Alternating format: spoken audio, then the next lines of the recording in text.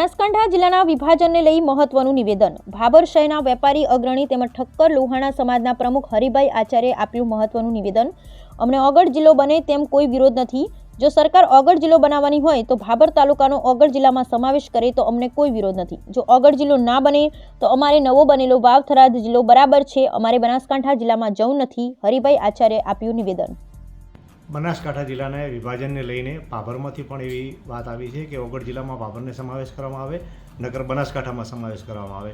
તો આપ ઠક્કર સમાજના આગેવાન છો, ભારતીય જનતા પાર્ટીના પણ આગેવાન છો, તો આપની શું પ્રતિક્રિયા છે આ બાબતે?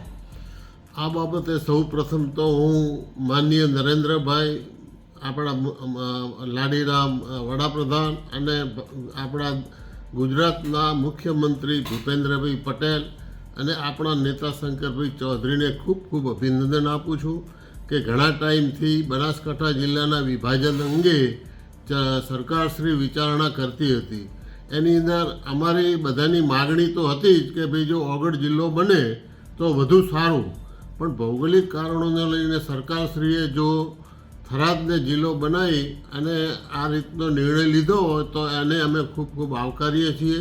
બાકી જે નિવેદનો થાય છે કે ભાભર તાલુકો અને ભાભર શહેર જો ઓગળને જિલ્લો ન આપે તો અમે એમ કે બનાસકાંઠા જવા માટે અમે જવાના માટેની અમારી માગણી છે।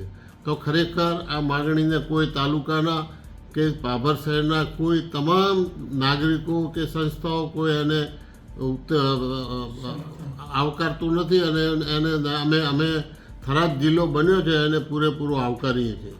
વધુમાં જે ભાભર શહેર અને ભાભર તાલુકો હર હંમેશ સરકાર સાથે છે અને જે કંઈ વિકાસના કામોમાં અમારી થોડી ઘણી નેતાગીરી ઢીલી છે, પરંતુ અમારા નેતા તરીકે જે શંકરભાઈ છે અને જે રજૂઆતો અમે કરીએ છીએ એ રજૂઆતો સાંભળી અને અમને પૂરેપૂરો સંતોષ આપે છે। તો અમારી જીઆઈડીસીની અને દવાખાનાની અને આવી 2-4-5 માગણીઓ છે એમાં પણ સરકાર સંતોષકારક પૂરો નિર્ણય લઈ અને આવકારે એના માટે પણ અમારી રજૂઆત છે। બાકી તો જિલ્લા બાબતે પૂરેપૂરો અમારો સાથ સહકાર ભાભર તાલુકાનો અને ભાભરનો શહેરનો છે। ઓગળ જિલ્લો બને તો એને અમે આવકારશું અને અમે જવા માટે પણ ખુશી છીએ, પરંતુ ન બને તો અમારે થરાદ છે એ બરાબર છે।